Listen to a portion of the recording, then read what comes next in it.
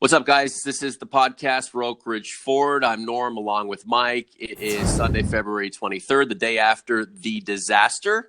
A 6-3 Leafs loss to David Ayers and the Carolina Hurricanes. It'll go down in infamy. And Mike Augello was there.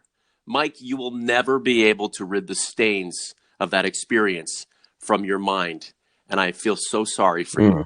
Good morning. My soul is scarred. Good morning, Norm. Well, it was the 40th anniversary of the Miracle on Ice, and it was another miracle of a different kind for Maple Leaf fans because they saw their team lose to a non-professional goaltender. And it's funny because I noticed midway through the third period when they had given up a couple goals and it was 6-3, and I think most of the fans knew that they weren't going to come back from that because they couldn't get a shot on goal on David Ayers, that the fans started rooting for Ayers and the Hurricanes.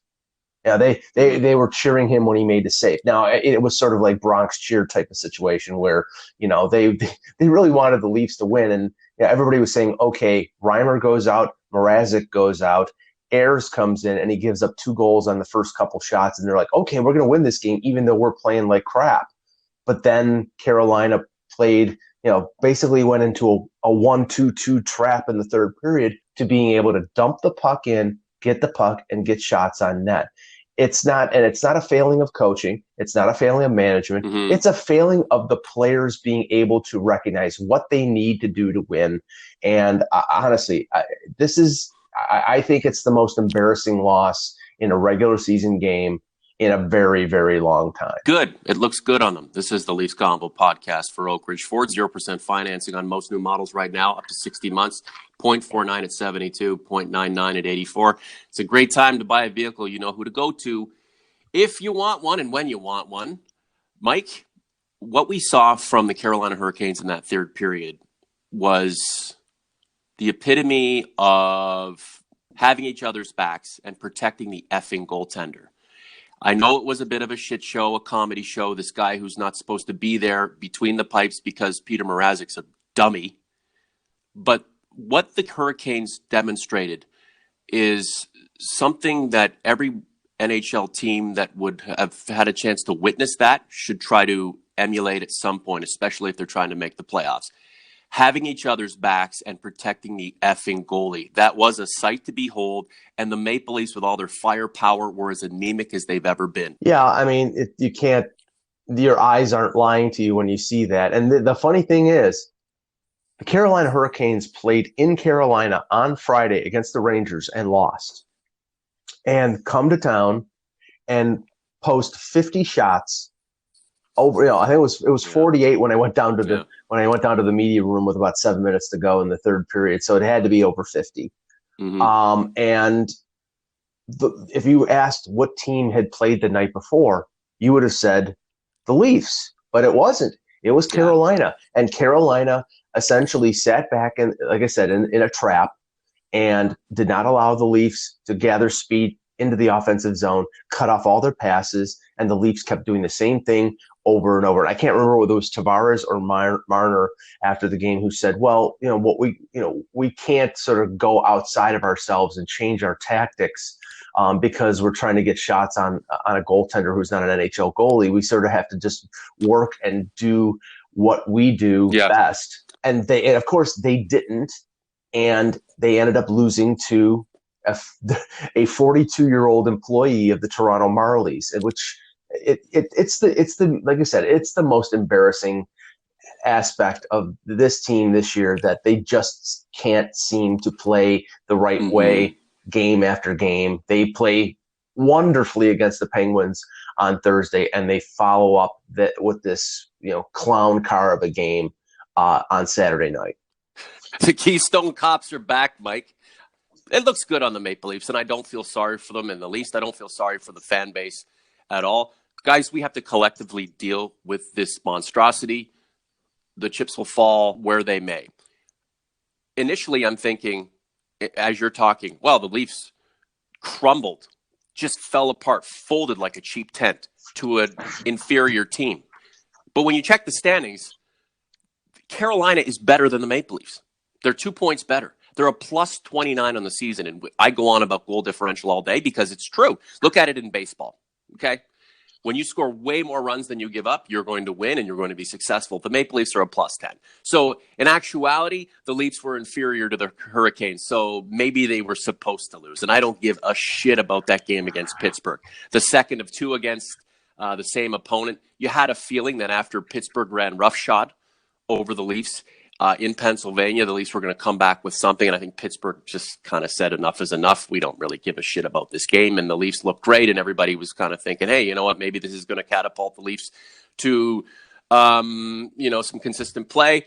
Not to be. I want you to exhaust all your feelings, your energy, negative, positive, in the comment section. Let us know how you feel. This is what it's all about. We're in this together. As I mentioned, Chris Mack on Twitter. How do you fix a team with endless talent but no pride or work ethic? Endless talent, I don't know if it has endless talent, Mike. We know that it's lopsided. In terms of pride, I know there's a pride there. These guys all have pride. Work ethic, the work ethic, it's arguable. It really is. It's certainly arguable, especially at this time of the season with everything that's on the line and a team that should be setting itself up for some augmentation at the trade deadline. Where the hell is the work ethic, Mike? Well, I think they're light on work ethic. They wouldn't have had to make the deal to bring in Kyle Clifford, who is a worker, is a veteran guy who will go in the corners and do the things that need to be done. But Mitch Marner after the game was upset at himself. He called his play bullshit. He was terrible. I love Mitch. He was awful. It was like his blades were rusty. Yeah, he was fumbling and bumbling. He looked like he had been drinking the night before, and I'm only joking, but he typified the entire effort. Well, he was terrible. Well, he called his play bullshit and dog shit, and he used a couple other colorful words. Calm down, Howard Stern. Yeah, but that's all fine and good. But honestly, you can be upset at yourself. And the thing is, he said, he toe picked in the game. He said that he hasn't done that in 20 years. That's all fine and good that you observe that, but do something about it. And that's what I think Leaf fans, they expect. And not every night, because that's not humanly possible. But they expect if a player is being paid $11 million, like John Tavares or Austin Matthews or Mitch Marner, that they show that they're trying and that they're succeeding every game. And I think in most games they show their talent, but I don't know whether they show the effort as much. And I'm not singling them out because this is the entire team.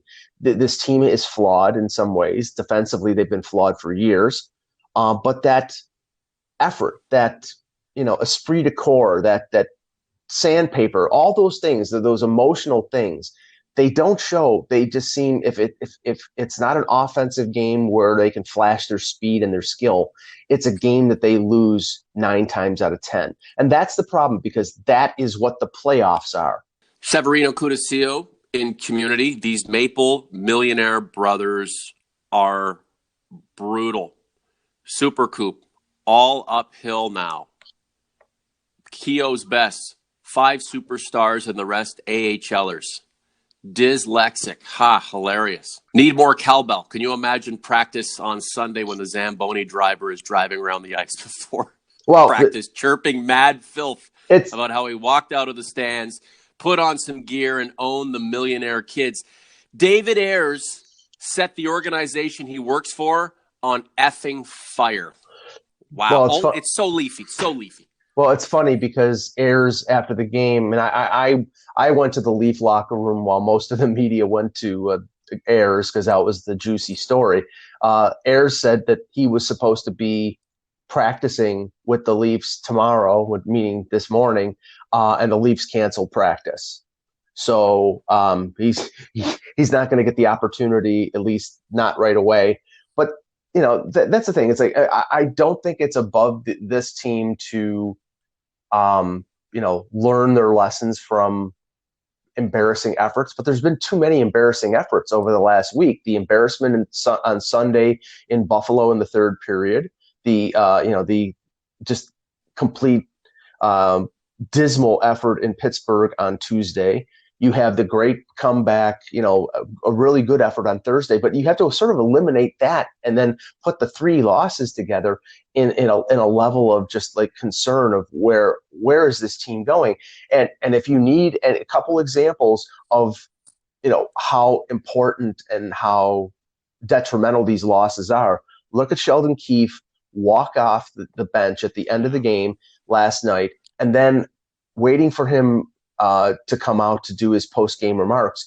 It was easily 15 to 20 minutes that he waited, and I can only guess that either he had to cool down or he was talking with Dubas and Brendan Shanahan, because I saw Shanahan walk through the Leafs locker room after the game, which I normally don't see. I mean, this is an organization that right now I think is going to address some situations, but this is not a problem, the way they're playing right now, that can be solved with a trade or 2 at the deadline. Mm-hmm. This is a systematic situation that is probably going to be addressed in the summer. When Babcock was fired, people were kicking him and, beating on him and with unrelenting criticism over his heavy-handedness and his old school way of doing things, because word got out that he had admonished guys or, was emotionally abusive to players.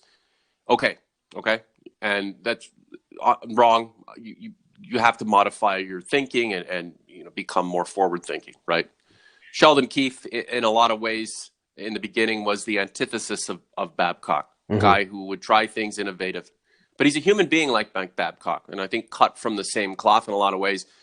Keefe, certainly not a guy who was a darling or a prince within the game, had to work for everything he had.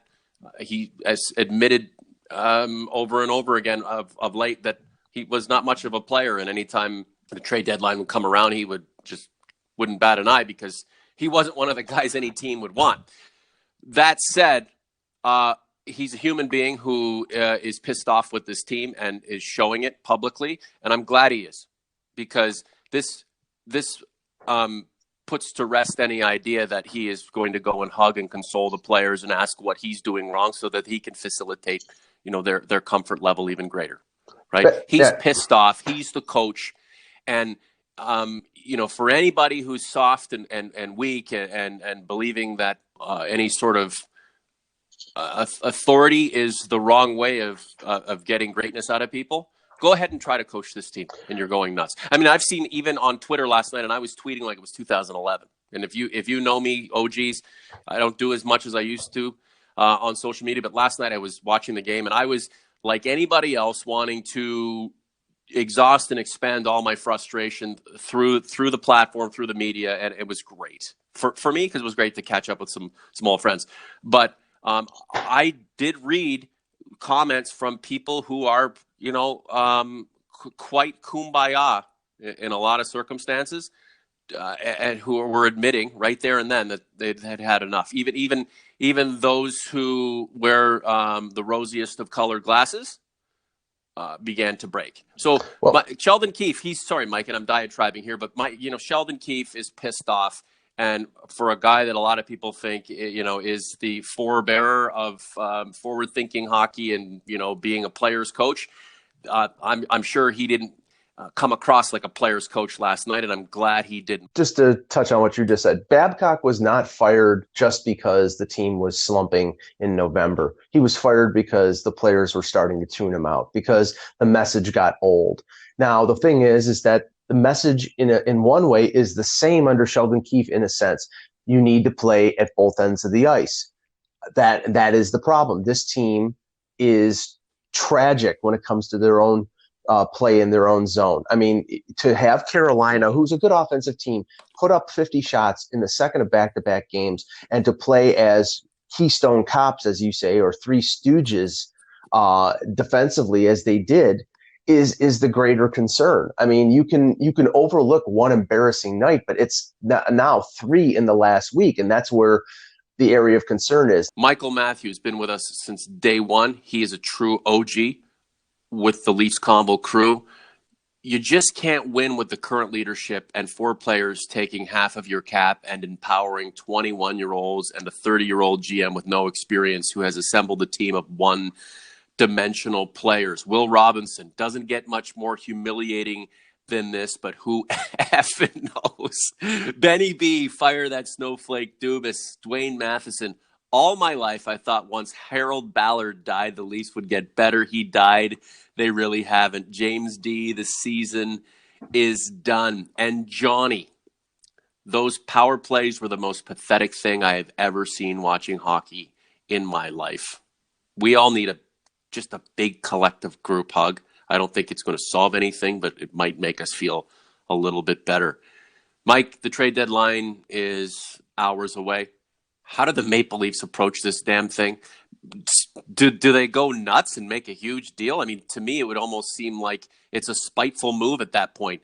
Screw you, players. You guys have been a joke. I'm bringing some people in. We'll see what the hell happens. Or does Kyle Dubas just, brush off the criticism, take a deep breath and say, you know what?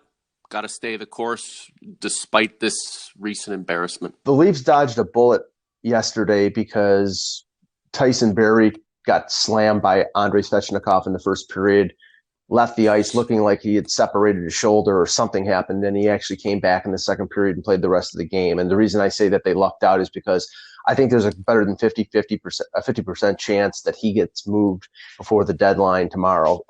The market sort of played itself out in the perfect way for the Leafs to maybe pull that deal off, since most of the rental defensemen got traded last week, and now teams are searching around looking for somebody who can be a power play quarterback. And we know Barrie can do that.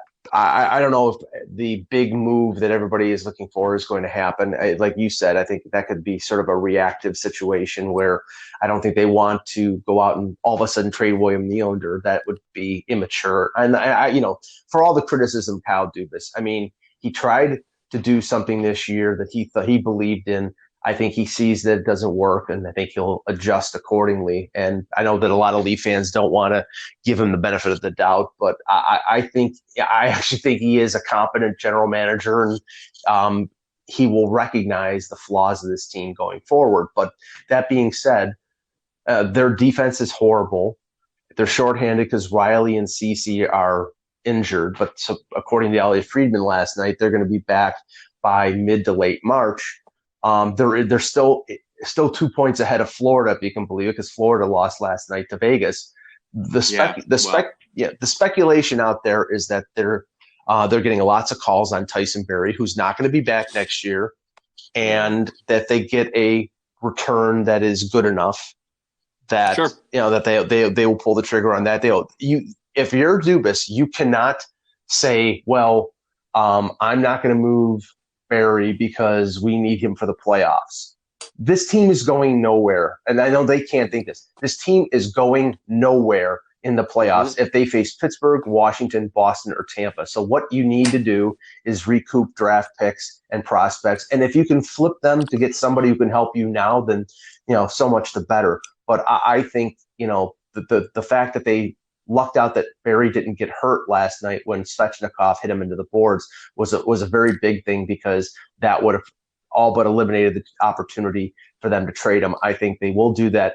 But I'll take Dubas at his word. A couple weeks ago, he said that the team will determine whether he will make moves at the deadline. And right now, this team has proven that they don't deserve getting Zach Bogosian or Joe Thornton in acquisitions before the deadline. Why bother? You have enough stars on this team, or players you'd expect to carry the day, where in a situation like this, you'd add accessories and you'd go on your run. Why the hell do you need to make a deal that is blockbuster-ish to ignite your stars? Like it'd be a desperate move, a spiteful move, an immature move, Mike. The way the Maple Leafs are going right now, they may as well try to evolve into some sort of Cinderella story. Back into the playoffs on the final day, go on a run, and then have everybody say, this is the team we expected throughout the season, as it upsets Boston or Tampa Bay in the first round and then does some things. That's the hope right now, Mike. And, this idea that, Florida's slumping, or, the other teams around the Leafs are hiccuping too, is pathetic. The Leafs should be controlling their own destiny in the same way Boston and Tampa Bay are attempting to do so. Before losing on Saturday, the Bruins had won 5 in a row and 10 of 11. So they've won 10 of 12 now. Tampa's a plus 50 in the goals for and against column, 8-2 despite 2 losses. They're way ahead of the Maple Leafs in the standings, 13 points better than the Maple Leafs. Boston is 18 points better than the Leafs. Aren't the Leafs supposed to consider these 2 teams their contemporaries? Shouldn't it have been these 3 teams fighting for top spot in the damn conference? The Leafs have regressed this season. That's the moral of the story, Mike. They have regressed so far, and there are 19 games to play. Last word to you. Yeah, they always say that a building of a franchise is not linear. It's not like you make the playoffs one year, you go to the second round the following year. It doesn't work that way. And even Tampa Bay has had years where they've stepped back and they ended up with a second or third pick overall. I mean, the one thing is that's hilarious here is that the Leafs traded their first round pick to get rid of Patrick Marleau's contract. And if they miss the playoffs, then they're probably giving a pick, in like 11 through 15 to Carolina. But that being said, this is a team right now that doesn't seem to have a direction, doesn't seem to have the right personnel. And if you look at the way they've played head-to-head against the teams that you mentioned, Tampa Bay, Boston, Pittsburgh, Washington, they're not in the same league. So this is something that Kyle Dubas is going to have to go to work on in the summer because we know the areas where this team has problems and they need to be addressed. And you can't address them with a power play quarterback like Tyson Barrie and adding a bunch of little speedy, smallish forwards. You've got to be a diversified team that can play defense, can play offense, can play a tough game, can play a speedy game. You see that from those 4 teams, and the Leafs can't do that. If I didn't get to your comment, OGs, converts, my apologies. We have so many of them. I know we have a lot of constant contributors who I missed today. I'll get you next time. Please fill up the comment section below this post. Get in the community. Like, subscribe, share the podcast, and vote, please. And thank you very much. I'll leave you with this. Leafs Convo poll. God help us. Is this the Leafs' lowest point? And I'm talking about the 6-3 loss to Carolina and future Vezina Trophy winner and Hall of Famer David Ayers between the pipes for the Canes. Is this the Leafs' lowest point, OGs and converts? 117 votes, real nice. Yes, better days are ahead, 21%. So the lowest point has come and hopefully gone, and we're on our way up. 19% say no, the Leafs are going to go lower. Please, no. And 60%, I think we're all in this category, is who effing knows. This whole podcast has been about effing expending the frustration that the Maple Leafs is building among themselves and among us. Michael, take a deep breath. You and I will reconvene possibly on Monday after the Maple Leafs make some deals. Talk to you soon. Thanks, Norm.